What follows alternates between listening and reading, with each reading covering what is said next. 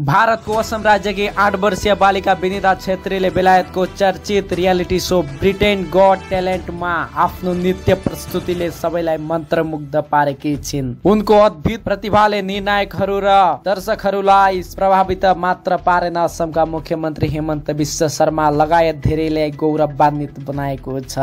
विनिता आफ्नो पितासँग शोमा सहभागी भएकी थिइन्। जब निर्णायक पिटर्स मोर्गनले उनलाई सोधे, उनले ब्रिटेन गॉट ट्यालेन्ट आफ्नो सपना भएको र यो जितेर गुलाबी राजकुमारीको घर किन्न चाहने बताएकी छिन्। उनले यो निर्दोष उत्तरले सबैलाई मन जित्न सक्षम भयो। उनको नृत्य प्रदर्शनपछि निर्णायकहरूले र दर्शकहरूले उभिएर ताली बजाई उनलाई सम्मान गरे। मुख्यमन्त्री हेमन्त बिश्व शर्माले आफ्नो एक्स ह्यान्डलबाट विनिताको प्रदर्शनको भिडियो शेयर गर्दै लेखे, असमदेखि बेलायतसम्मको असमको प्रतिभा ब्रिटेन गॉट ट्यालेन्टमा चम्कियो। सानी नानी विनिता छेत्रीले ब्रिटेन गॉट ट्यालेन्टका निर्णायकहरूलाई वाह भन्न बाध्य पारिन्, किनभने उनले एक शक्तिशाली प्रदर्शन प्रस्तुत गरेकी र यो चरणमा प्रवेश गरिन्। सानी नानीलाई मेरो शुभकामना र आशा छ उनी गुलाबी राजकुमारीको घर किन्न सक्षम हुनेछिन्।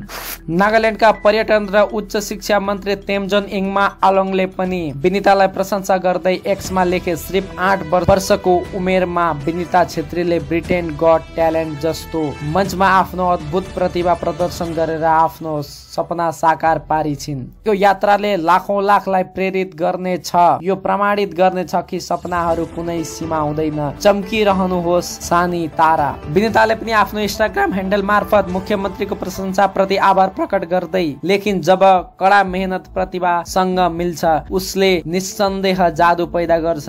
यो घोषणा गर्न पाउँदा खुसी लाग्छ कि म विश्वको सबैभन्दा ठुलो मञ्च मध्ये एक ब्रिटेन गॉट ट्यालेन्टमा भारतको प्रतिनिधित्व गरिरहेको छु। मेरो सपना अन्तिम साहसिक कार्यको सुरुवात हो। यो तपाईँ सबैले समर्थन बिना सम्भव हुने थिएन। समर्थन गर्न जारी राख्नुहोस्। यस सुन्दर यात्रामा आफ्नो माया ममाथि बर्साइरहनुहोस्। धेरै धेरै धन्यवाद। विनिताको यो सफलता केवल असम मात्रको सफलता नभई सम्पूर्ण भारतका लागि गौरवको विषय बनेको छ। उनले सहनशीलता र मेहनतको आगामी पुस्ताको युवाहरूको लागि प्रेरणादायी कार्य हुनेछ। News desk report.